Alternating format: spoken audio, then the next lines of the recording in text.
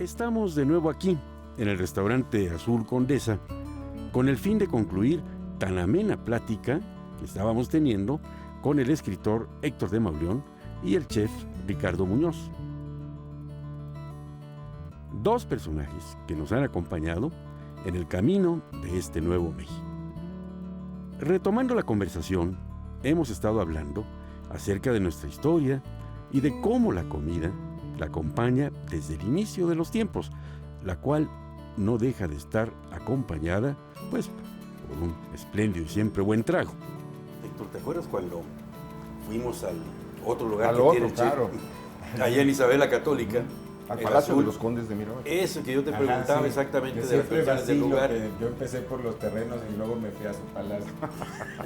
Mira, Porque ahí estábamos platicando justamente de tu libro que nos da testimonios de la ciudad. Bueno, tanto es así que le pusiste un título muy atractivo. La ciudad que nos inventa. ¿Por qué le pusiste que nos inventa? ¿Somos un invento de la ciudad? sí, bueno, es un verso de Octavio Paz, la ciudad que nos inventa, nos olvida y nos devora. Habla de la ciudad como algo que se queda mientras las generaciones pasan.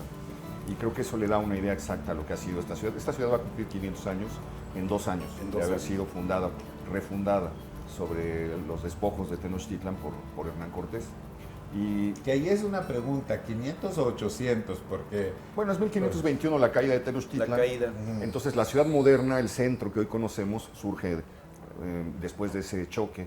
Lo traza un soldado que venía con Cortés, se le apodaban el Jumétrico, Alonso García Bravo se llamaba, y el Jumétrico es el geómetra.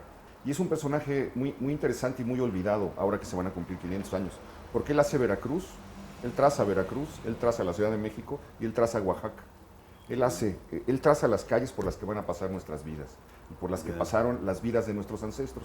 Ahí aprendieron a caminar, a leer, a enamorarse, ahí se enfermaron, ahí se murieron, ahí iban a misa. 500 años de mexicanos.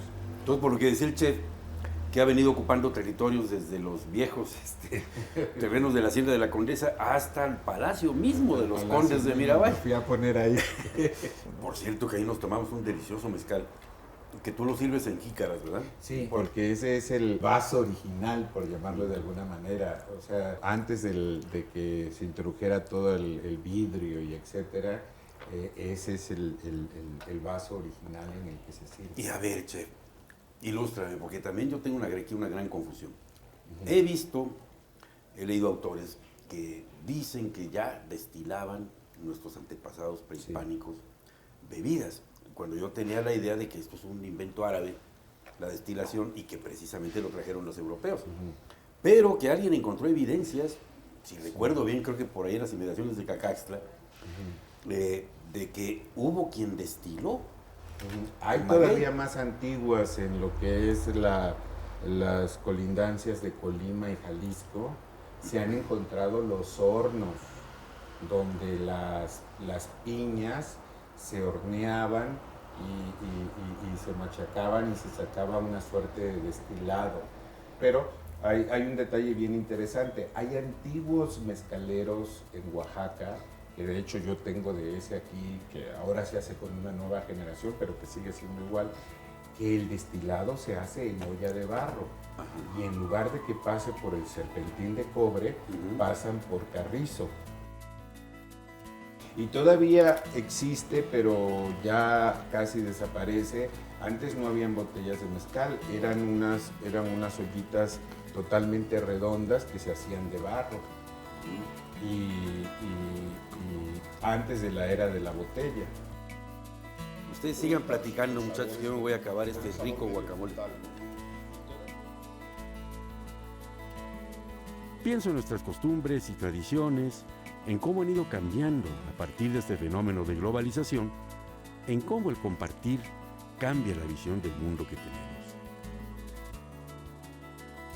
A propósito de botella, dicen que la primera botella de tequila que apareció en el mercado tenía una etiqueta muy rudimentaria que decía vino, ya ves que en México todo lo alcohólico, todo lo que toman es vino mezcal de tequila. Sí. Entonces eso me hace a mí pensar que el genérico es el mezcal y que el tequila es una, No, el tequila es una rama del mezcal, ¿no? El tequila es un mezcal con denominación de origen. Ya. O sea, porque no escapa de ser un destilado de agave. De hecho, decían antiguamente, el mezcal de tequila. Pero claro, fue ganando nombre y acabó por ser tequila, pero no... Porque ahora se diferencia, ¿no?, entre tequila y mezcal, siendo que por la vamos hablando denominación de de origen, pero técnicamente es exactamente lo mismo. Y está bien, porque ahora el tequila se hace de manera industrial, que no tiene nada de malo, pero es una forma de hacerlo, y ahora el mezcal está bajo la denominación de artesanal. Es interesante también cómo se ha puesto de moda y cómo se ha agarrado cierto caché que no tenía antes, porque el mezcal era una bebida proscrita, ¿no? De las mesas de las élites, etcétera. Y cómo se da este proceso, primero por la entrada del tequila y luego el gusto por el mezcal. Es una vuelta, ¿verdad? Sí, pero con toda honestidad el mezcal es mucho más sofisticado, porque se requiere de plantas más específicas, de un conocimiento más claro, y sí que hay diferencias. Y realmente los sabores están ahí, como la planta ha atesorado la sequía, la lluvia, y todos los sabores se revelan ante ti y están ahí. Y eso depende de la antigüedad de la planta, ¿no? Eso no es otra cosa. Ahora, que a ti te guste más uno que otro, también eso es totalmente respetable, y la verdad es que no hay uno mejor que otro. Lo que sí hay es unos mejor hechos que otros. Eso sí. El agave azul tequilano, Weber, tarda menos en madurar. Sí, 5 o 6 años. Y digamos que ya son plantaciones.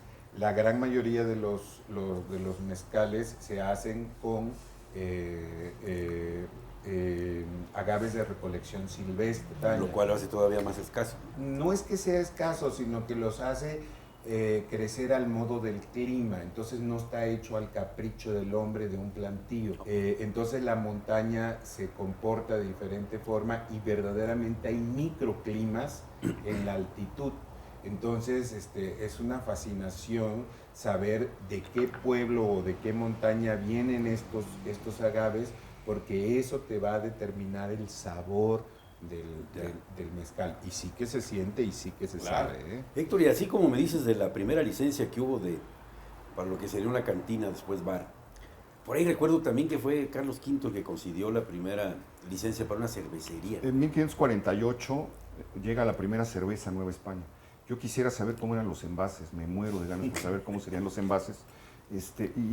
Una persona que habita en un lugar llamado la Hacienda de los Portales, sentó ahí el primer lugar donde iba a producir la cebada y todo esto.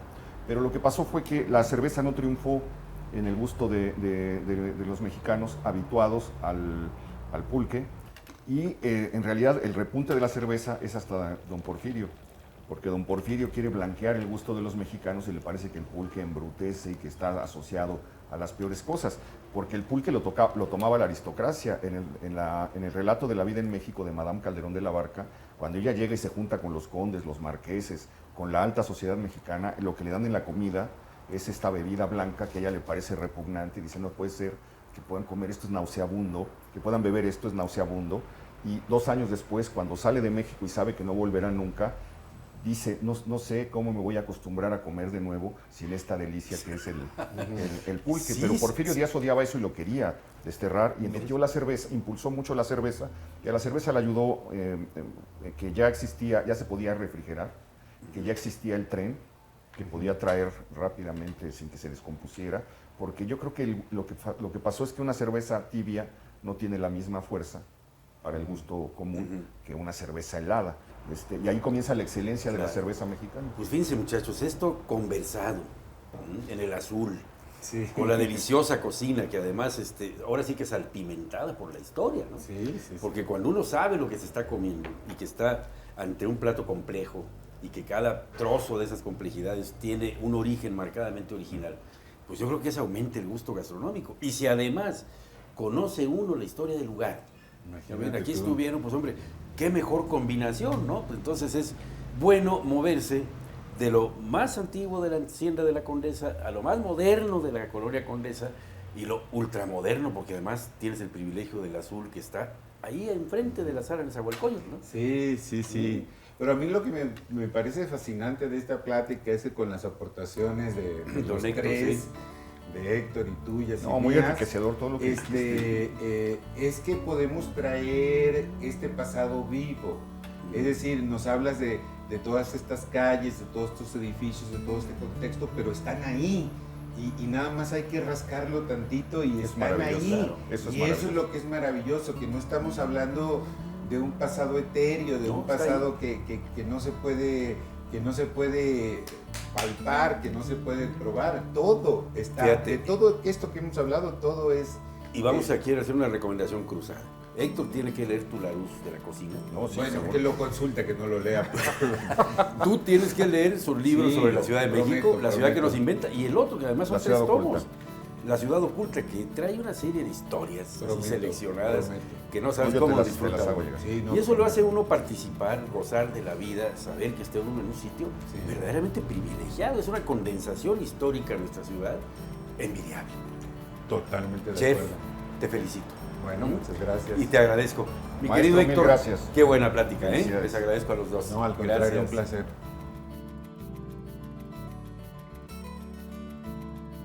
Me despido de mis colegas con gran alegría,